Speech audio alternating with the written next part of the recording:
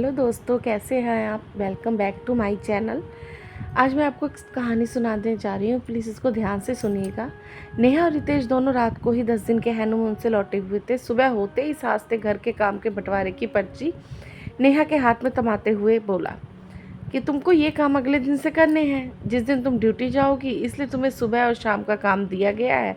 दिन में जो भी काम रहेगा उसे बड़ी बहू कर लेगी। नेहा ने पर्ची खोलकर उसे सुबह उठकर चाय बनानी थी, बिस्तर समेटना था, झाड़ू पोछा करना था, उसके बाद घर वालों के लिए नाश्ता बनाना था, फिर पति, जेठ, ससुर और खुद का और बच्चों का टिफ़िन तैयार करना था, फिर नाश्ते के बर्तन तैयार करने थे। अब नेहा ने अपना शाम का काम देखा, उसमें से सबके लिए खाना बनाना और बर्तन और सफाई करनी थी। नेहा ने पर्ची रितेश के मुंह पर फेंकते हुए कहा, अगर यही सब करवाना था तो तुम बिना नौकरी वाली बहू लाते।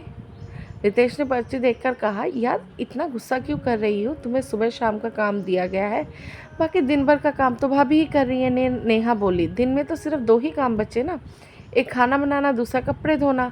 मैं हम सब के और बच्चों के टिफ़िन तैयार कर दूंगी, फिर बची हुई सासू माँ और जेठानी, बस दोनों जनों का खाना और वॉशिंग मशीन में कपड़े धोना है। ये कौन से काम में से काम गिने जाते हैं भाई। अब नेहा तो बहुत गुस्से में थी, उसे बिल्कुल ये रवैया अपने ससुराल का पसंद नहीं आ रहा था। अब सास ने तो बंटवारा कर ही दिया था। रितेश बोला, घर में और भी काम होते हैं, फिर भाभी तुमसे बड़ी भी तो है, एडजस्ट करो यार।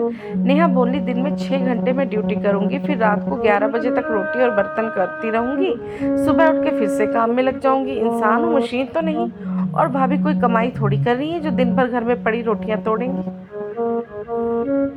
रितेश बोला, शादी के बाद एडजस्ट करना ही पड़ता है, नौकरी करने वाली औरतें घर का काम नहीं करती क्या।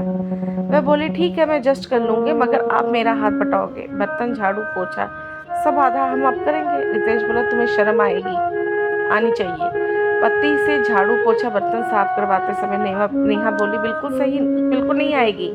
आप एक टीचर हो, मैं एक बैंक में मैनेजर हूँ, मेरी सैलरी आपसे ज़्यादा है, मेरा वर्कलोड भी आपसे ज़्यादा है, जो काम मैं कर रही हूँ वो आप भी कर रहे हो।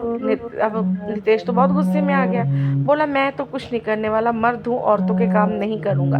तो नेहा बोली, तो ठीक है, फिर मैं भी अपना कोई काम नहीं कर दूँगी, कह दो अपनी माँ और भाभी से। उसके बाद नेहा तैयार होकर अपनी ड्यूटी पर चली गई। घर के काम को उसने हाथ नहीं लगाया। नेहा सरकारी बैंक में मैनेजर की पोस्ट पर थी, उसका पति सरकारी स्कूल में लेक्चरर था। जेठ और ससुर के कपड़े की दुकान चलाते थे। जेठानी 10वीं पास थी, सास अनपढ़ थी। उनके अतिरिक्त घर में जेठ के 3 बच्चे भी थे। उस दिन नेहा ने कोई काम नहीं किया तो जेठानी ने भी कोई काम नहीं किया। टिफिन नहीं बने तो बच्चे स्कूल नहीं गए। जेठ और ससुर बिना नाश्ता किए दुकान गए। घर में एक तरह का कड़वाहट सी फैल गई। शांति थी मगर वातावरण बोझिल था। शाम को नेहा जब ड्यूटी से लौटी, मैं टेंशन नहीं चाहती, मेरे हिस्से का जितना भी काम है एक फुल टाइम नौकरानी रख लो। मैं 70,000 में महीना कमा रही हूँ, अगर नौकरानी को 10,000 दे भी दे तब भी मेरे 60,000 बचेंगे, संतोष कर लेना, मेरी तनख्वाह ही 60,000 थी। जेठानी बोली, और मैं नौकरानी के साथ काम करूँगी, तब मैं भी तो नौकरानी ही बन गई ना। अब क्या था, नहीं इस घर का पूरा काम कर रही थी, तब मुझे नहीं लगा कि क्या आप नौकरानी है। आप मेरे पीछे मत पड़ो प्लीज़, मुझे चूल्हा बर्तन नहीं आता, इसलिए पढ़ाई कर नौकरी लगी हूँ। मैंने सगाई के समय ही कह दिया था कि मुझसे घर का काम बिल्कुल ही नहीं होगा। भाभी बोली, माँ जी मैं भी कोई काम नहीं करूँगी, कह देती हूँ, आप पूरा काम ही नौकरानी से करवा लेना। सास बोली, अब तुम्हारे इतने बुरे दिन आ गए हैं क्या जो नौकरानी के साथ हाथ का खाना खाएंगे। कान खोल सुन लो, क्या तुम दोनों को ही काम करना पड़ेगा। नेहा बोली, मैं तो नहीं कर पाऊंगी, मुझे किसी भी काम की आशा मत रखना। सास बोली, इस घर में रहोगी तो करना पड़ेगा बहू। नेहा बोली, आपने कहा था माँ जी कि सारी तनख्वाह ससुर के हाथ में देनी होगी, मैंने आपकी बात मान ली, मगर मुझसे काम नहीं होगा। सास बोली, घर में रहना है तो करना ही होगा। नेहा ने अपने बैग में सामान डाला और बोली, लो माँ जी, नहीं रहती मैं घर में। फिर वह मायके आ गई। अब 4 महीने से नेहा अपने मायके में बैठी है, रितेश भी लाने नहीं गया।